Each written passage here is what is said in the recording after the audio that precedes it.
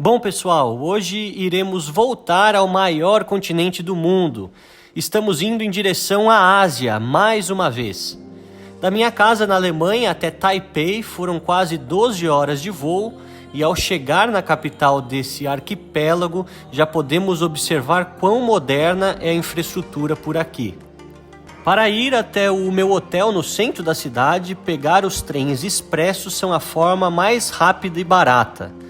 Durante essa série sobre Taiwan, falaremos muito sobre questões da geopolítica atual da região Ásia-Pacífico, já que esse é considerado um conflito dormente que ainda restou desde a Guerra Fria.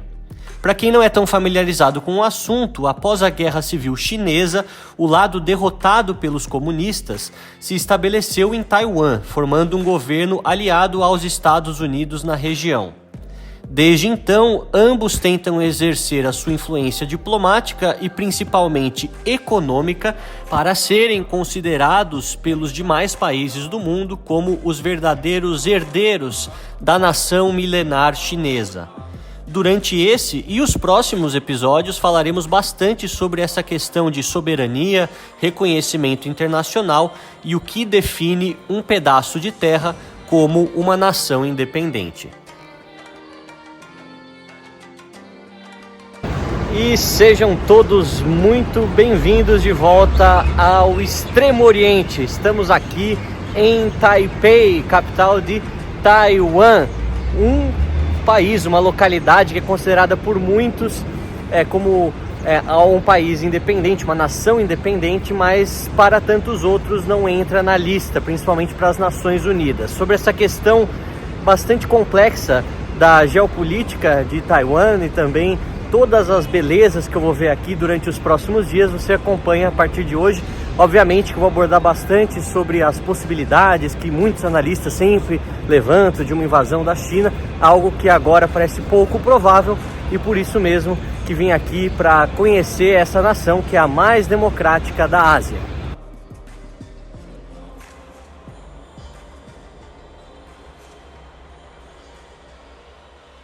E nesse vídeo de introdução, obviamente que eu vou falar para vocês do perfil do país, falar de alguns aspectos demográficos interessantes, mas acho que é válido também passar as primeiras impressões, as primeiras horas aqui. Eu cheguei bem de manhã diretamente da Alemanha, um voo direto muito bom com a EVA Air, que é essa companhia aqui de Taiwan mesmo. E o que me impressionou no caminho de trem, vindo do aeroporto até Taipei, é o quão verde é esse país, com muitas florestas densas, montanhas bastante arborizadas. É realmente muito bonito e explico porque tantas pessoas vêm aqui para fazer turismo de natureza, de esportes meio radicais, de trilhas, de fazer exatamente essas escaladas muito interessantes, além de ser um país extremamente limpo e moderno, como vocês podem ver, ó. Tô aqui bem no centrão de Taipei, essa é a estação central de trens, aqui tanto do metrô quanto dos trens mesmo, e realmente é lindíssima a estrutura do país, as pessoas sempre muito comportadas, me lembra muito a China, eu que já estive na China, vou fazer essas comparações sempre para vocês e obviamente mostrando os detalhes desta localidade. Às vezes eu não vou falar país porque eu particularmente não considero na minha lista de países Taiwan, eu vou explicar para vocês ainda esse vídeo também. E o que chama atenção, como eu sempre falo de alguém vindo da Europa, é você observar o quão altos são os prédios. Você tem prédios aqui, em média, sempre na faixa dos 16, 20 andares. E você vê que é uma região altamente, densamente povoada, se a gente pode dizer, a densidade populacional ela é muito alta em Taiwan, principalmente aqui em Taipei. Se nós formos observar o tamanho da ilha, e a população são 23 milhões de pessoas, grande parte delas que veio desde a fuga de Chiang Kai-shek do Kuomintang durante a Guerra Civil Chinesa, tudo que eu vou contar para vocês, e se estabeleceram aqui mais ou menos 2 milhões de pessoas naquela época, um pouco mais, até chegar no patamar atual, e você vê que o trânsito flui de maneira até que tranquila para ser agora 9h30 da manhã, e uma cidade muito limpa, isso sempre vale ressaltar.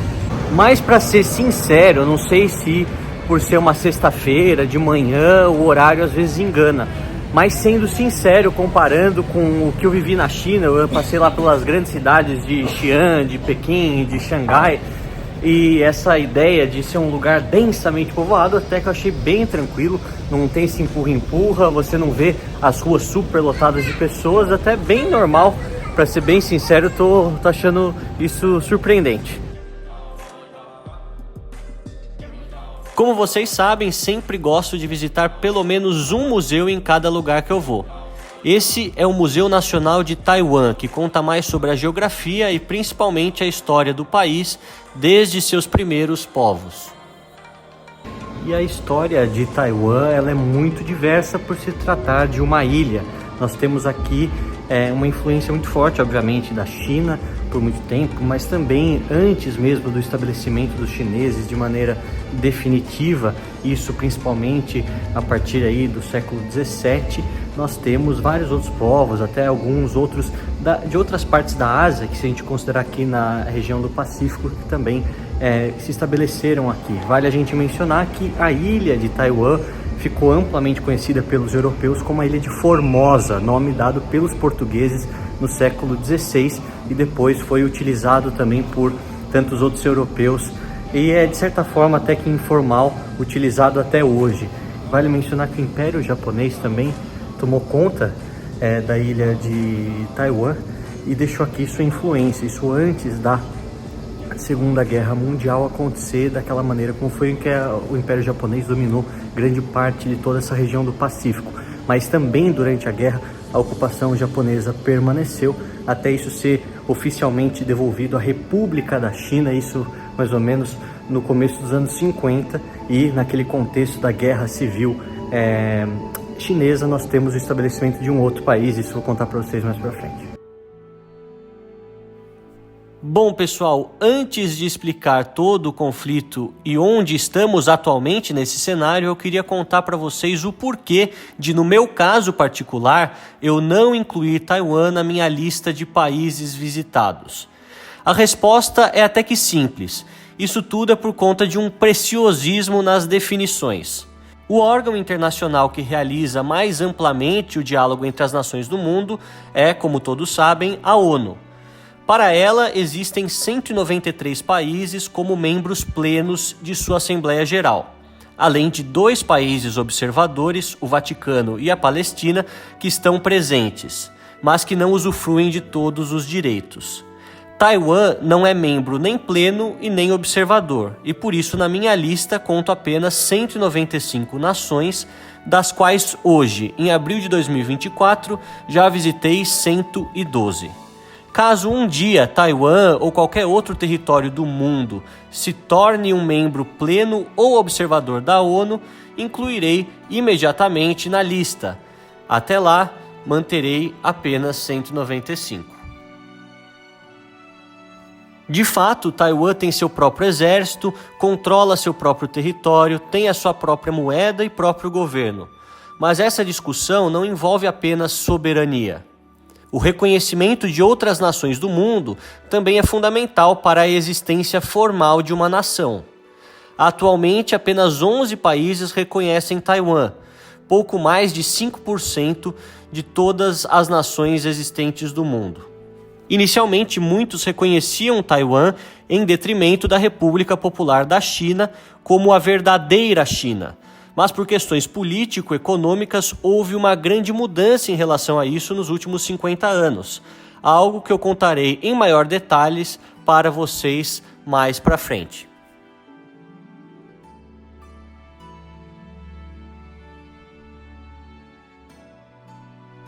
Bom, pessoal, vamos aproveitar esse tempo chuvoso, vim aqui embaixo de uma cobertura. Na verdade isso aqui parece que é como se fosse uma espécie de uma pagoda, né, de um santuário, e vou aproveitar exatamente essa localidade tão bonita e essa calmaria que a chuva está trazendo para falar um pouco para vocês sobre o perfil do país, como eu sempre faço, né? Lembrando que o conceito de país, nação, ele é uma coisa muito filosófica, depende de como você define as 195, 197, 200 e poucas nações do mundo. Obviamente que eu vou explicar para vocês a minha visão sobre isso, mas antes vamos passar um perfil geral de Taiwan. Taiwan é uma ilha mas não só uma ilha principal, que é a ilha de Formosa, tem várias outras centenas de ilhas menores nesse arquipélago, que é exatamente uma das potências industriais que temos aqui no extremo oriente. Obviamente que, por conta da história recente, quase 97% da população é composta pela etnia Han, que é uma etnia chinesa que também está presente amplamente no continente asiático, principalmente na China. Calculam que mais de 90% da China em si, com 1,4 bilhão de habitantes, é composta pela etnia Han.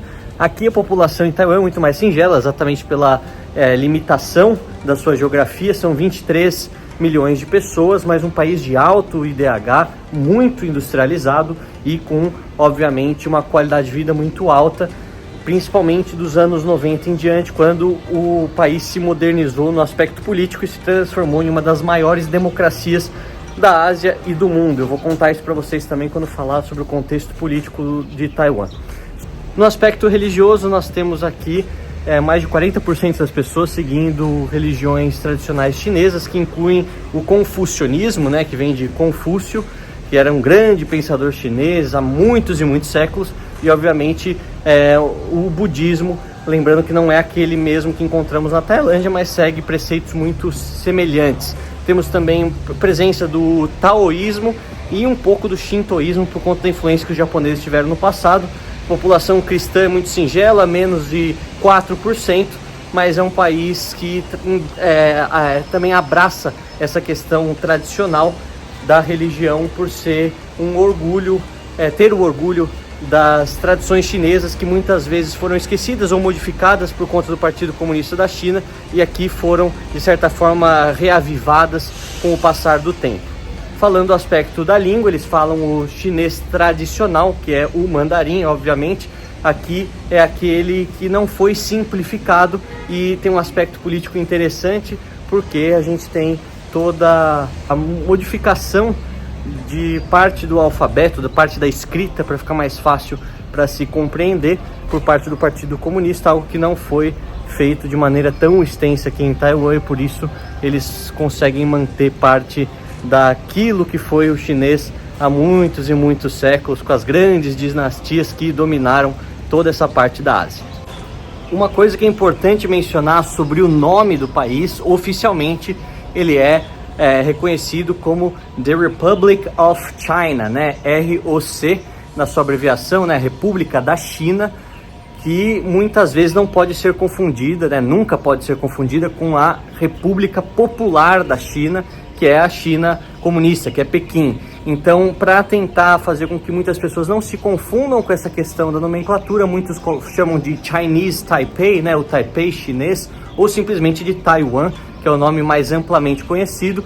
Lembrando que depois da Segunda Guerra, até mais ou menos a década de 70, meio da década de 70, eles que detinham a cadeira da China perante as Nações Unidas, algo que mudou exatamente com o crescimento econômico da China, com a ampliação do seu mercado, depois com a abertura do seu mercado final dos anos 70, começo dos anos 80, e aí os países que reconhecem oficialmente Taiwan têm um problema com a China, Pequim, e exatamente pelo potencial econômico que a China representa, tanto como consumidor como exportador, muitos países acabaram abandonando Taiwan, principalmente no aspecto oficial, no aspecto formal, mas ainda tem de fato relações com o país, que é, como eu disse, bem relacionado principalmente com as potências ocidentais, exatamente por ter figurado ao lado dos Estados Unidos no contexto da Guerra Fria.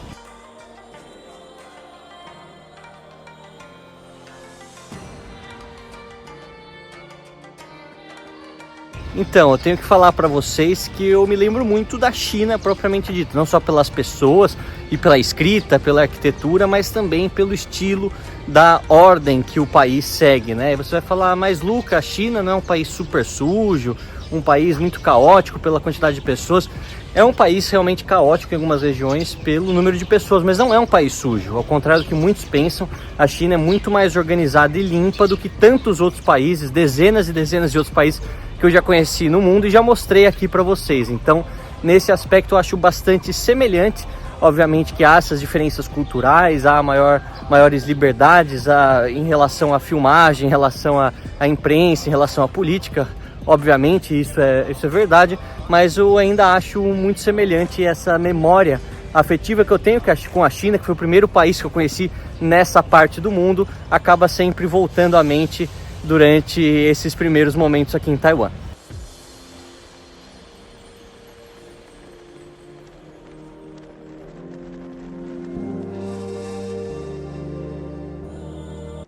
Mas muita gente pode me perguntar, mas por que visitar Taiwan agora? E essa questão tem talvez duas respostas. A primeira delas é relacionada exatamente a quão curioso é você visitar um país que tem a mesma etnia de um outro país, no caso a China, Pequim, mas tem um modelo político tão diferente, causando essas mudanças tão radicais no estilo de vida das pessoas. Pelo menos essas mudanças no aspecto visual têm diminuído com a abertura econômica da China, mas mesmo assim é uma mudança interessante de se observar, principalmente para alguém que já foi à China. E o segundo é que muitos analistas falam que até o final dessa década, até 2030, a China teria planos de invadir militarmente Taiwan, anexar Taiwan. Eu não acredito que isso seja verdadeiro, não acredito que a China vá tentar fazer isso de maneira agressiva, até pelo pragmatismo que a China utiliza na sua política externa, mas considerando a pequena porcentagem desses analistas estarem corretos, eu queria ver Taiwan da maneira como Taiwan é antes de uma mudança drástica. Não que eu acredite que isso vai acontecer, mas por que não? A gente sabe que ao longo da história muitos movimentos aconteceram de maneira surpreendente. Vai ver que eles estão certos, eu estou errado, então já quero garantir pelo menos conhecer essa nação como ela é durante os últimos anos.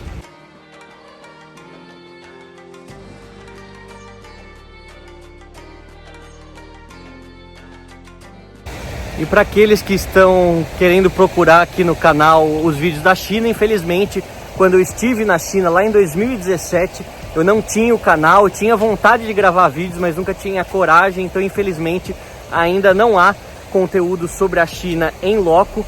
Por isso mesmo eu pretendo voltar ao país durante um futuro próximo e gravar em várias cidades, inclusive as que eu já visitei, para vocês poderem até fazer essa comparação assistindo os vídeos, seja Taiwan, seja a China, seja o Japão, essa região do mundo que teve grandes dominações de um sobre o outro e acabaram seguindo caminhos diferentes. Mas de qualquer maneira vocês veem aqui, ó, que beleza, esse parque, acabou a chuva por enquanto e você passeia de maneira bastante agradável.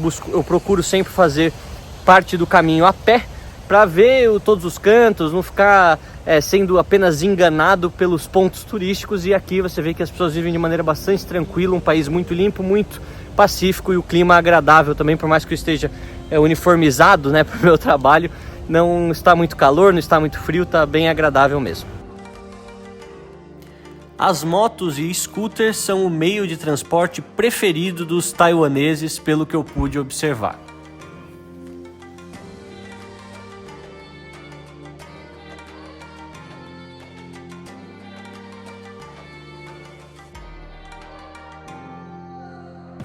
E depois de milênios sendo uma civilização marcada exatamente pelos imperadores, pelas dinastias, nós temos que a China se tornou uma república.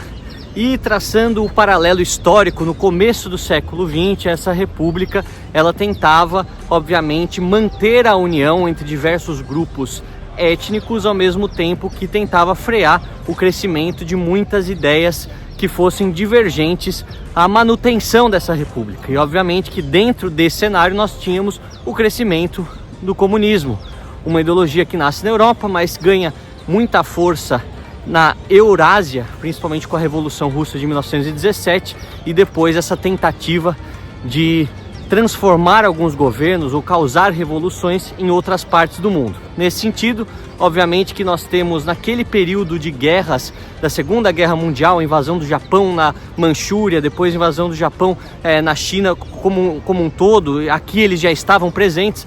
Nós vemos que as ideias do comunismo vão crescendo com o financiamento da União Soviética, principalmente no pós-guerra, e naquele momento nós temos a aproximação da conclusão da Guerra Civil Chinesa.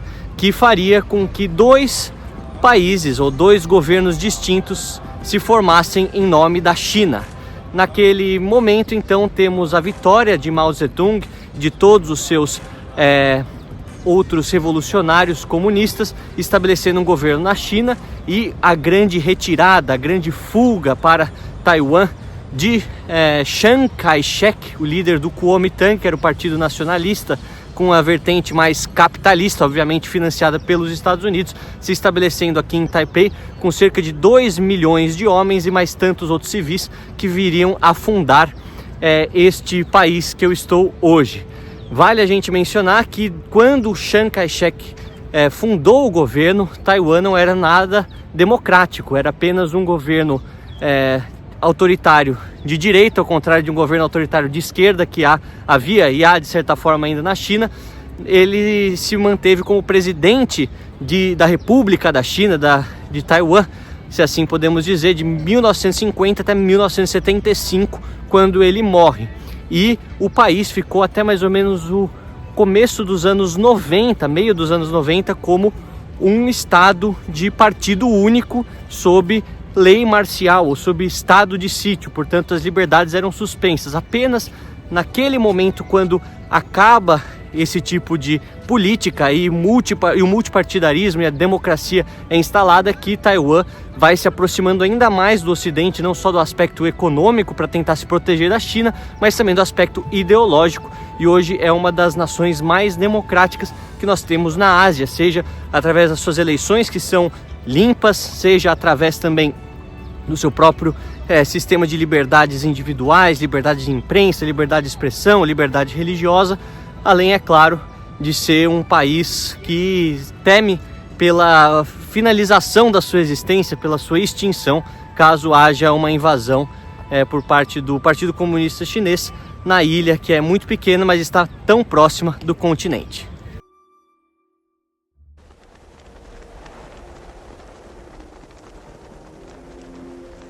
E assim como na China popular, assim chamada por muitos, havia um ditador, Mao Tse-tung, aqui em Taiwan havia também um ditador, Chiang Kai-shek, que também fazia com que o governo funcionasse sob uma espécie de culto à personalidade. Então aqui nós temos todo esse complexo construído também em sua homenagem lá, o seu mausoléu, onde ele está enterrado, há uma estátua sua, obviamente a troca da guarda. Hoje a sua figura é mais vista como líder da nação, como alguém que pôde proporcionar com que chineses étnicos se estabelecessem aqui e escolhessem um outro governo, mas é inegável que também foi um governo ditatorial de formas diferentes, mas restringindo as liberdades, algo que, repito para vocês, acabou e fez com que nos anos seguintes, ou seja, dos últimos 30 anos, Taiwan se estabelecesse de fato como uma nação democrática, assim como é até hoje. E é muito interessante você estar aqui, é bem tranquilo de você filmar, as pessoas gostam de conversar, as crianças ficam até surpresas de ver uma pessoa não chinesa aqui. E vamos lá mostrar para vocês esse complexo agora.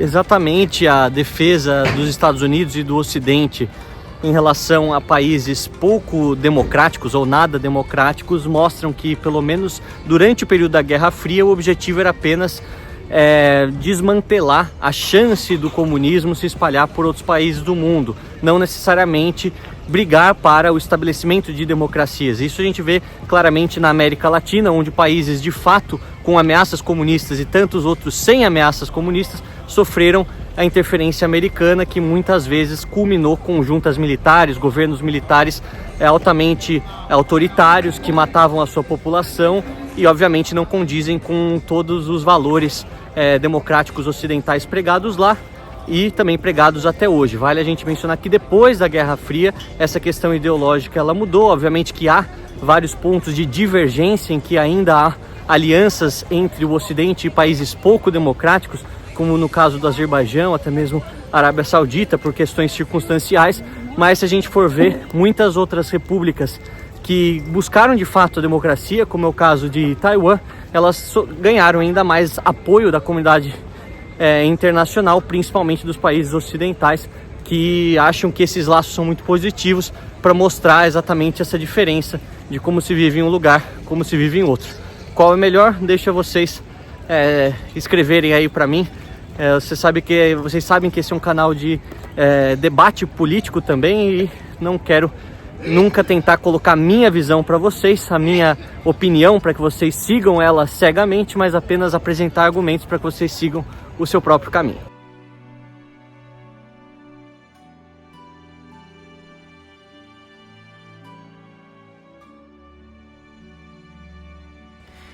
Quando eu estive no memorial, dei sorte de poder assistir à troca da guarda, uma amostra bem interessante da tradição militar recente de Taiwan.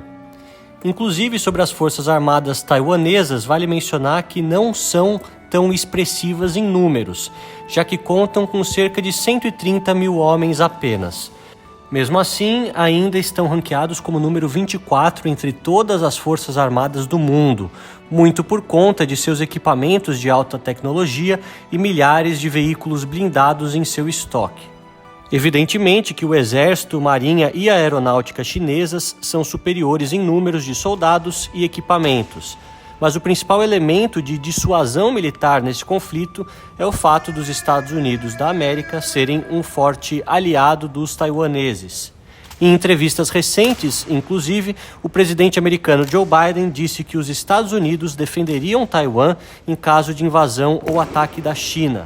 Considerando que a política externa americana para algumas partes do mundo dependem muito de quem vive na Casa Branca, essa posição pode ser diferente no futuro caso tenhamos um presidente democrata também diferente ou até mesmo a volta de um republicano.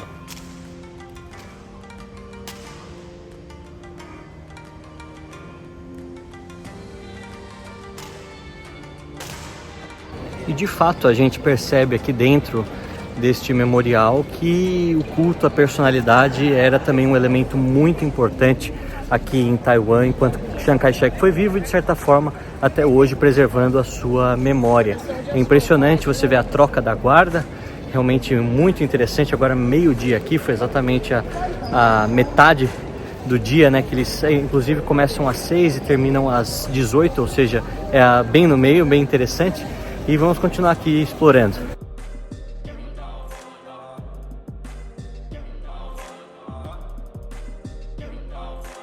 E vale mencionar, esqueci de falar desse detalhe super importante, que a China, Pequim, ela não reconhece de maneira alguma Taiwan como um país ou seu direito de existir como uma nação independente, e sim, na sua visão, é uma província rebelde da China, tendo como objetivo final a unificação desses dois estados.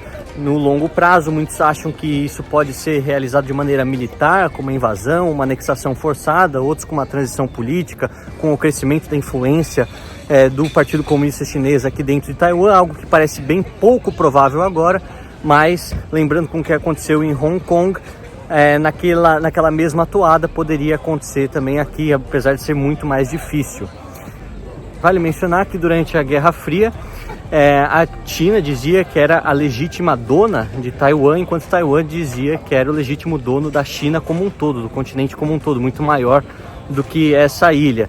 Depois, com a transição democrática, esse apelo acabou sendo esquecido e Taiwan quer apenas o seu direito de existir como uma nação independente, algo que nós sabemos que não é tão viável do aspecto diplomático, porque tantas nações que tinham relações formais com Taiwan acabaram abdicando das mesmas para poder fortalecer suas relações econômicas com a China. Atualmente são 11 países dos 193 da ONU que reconhecem de fato Taiwan como uma nação independente.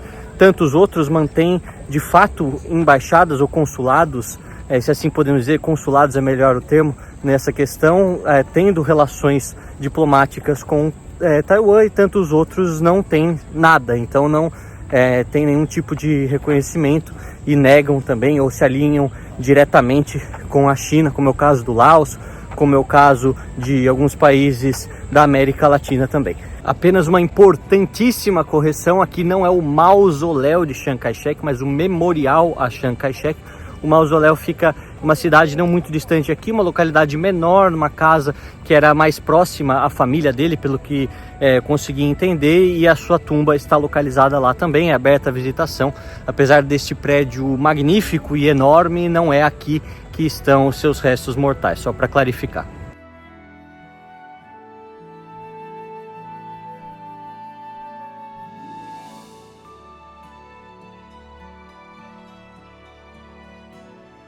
E você realmente vê que Taiwan se tornou uma democracia, que até mesmo numa exibição como essa, que conta a vida de Chiang Kai-shek, tem vários itens pessoais, medalhas que ele ganhou de outros chefes de Estado, incluindo do Brasil, em 1945, acredito que naquela altura o presidente ainda era Getúlio Vargas. Nós temos que Chiang Kai-shek foi criticado no próprio museu. Eles falam que ele mudava a sentença de muitas pessoas, né, para a pena de morte, mais de 200 pessoas, e isso era altamente criticado. Eu fico aqui pensando em outros museus que eu fui, de outras personalidades, outros líderes importantes para vários países, e você nunca viu uma crítica aberta assim à sua conduta, como tem aqui em Taiwan. Apesar deles honrarem o legado dele, onde é para criticar, eles criticam. Achei muito interessante esse ponto também, que se nós formos comparar com outros países, não acontece de maneira tão frequente.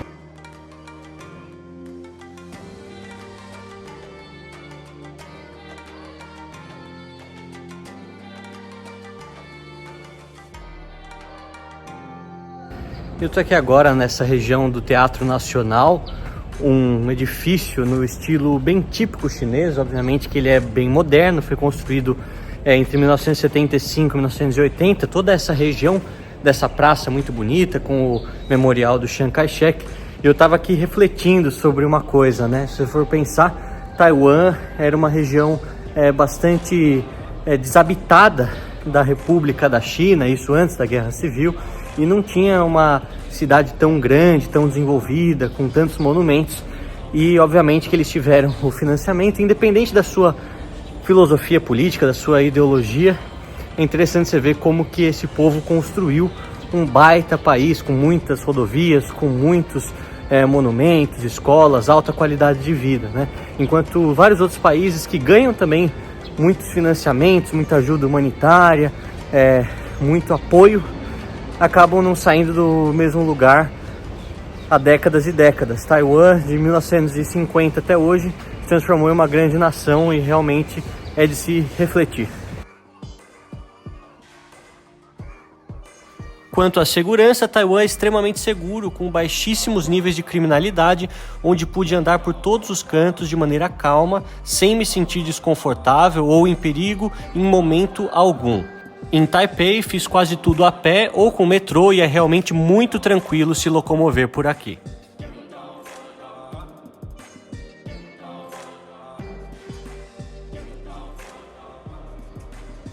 Na hora do almoço, vi algumas senhoras em um restaurante pequeno fazendo os famosos dumplings chineses, massas recheadas de porco, frutos do mar ou vegetais.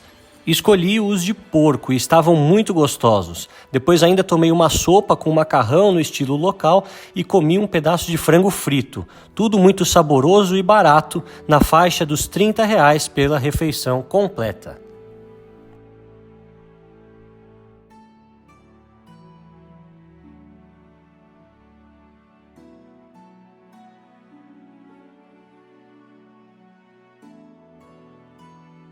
Olha, eu não sei se é um feriado nacional, se na sexta-feira as pessoas não saem na rua, mas para uma cidade de 2.460.000 pessoas, eu estou achando que tá todo mundo escondido hoje, porque eu tô aqui, não vê muita gente na rua, você não vê muitos carros na rua, é um pouco estranho, porque tudo parece a China, tudo lembra a China, mas ao mesmo tempo essa questão da lotação é uma grande contradição, um grande oposto no caso, né?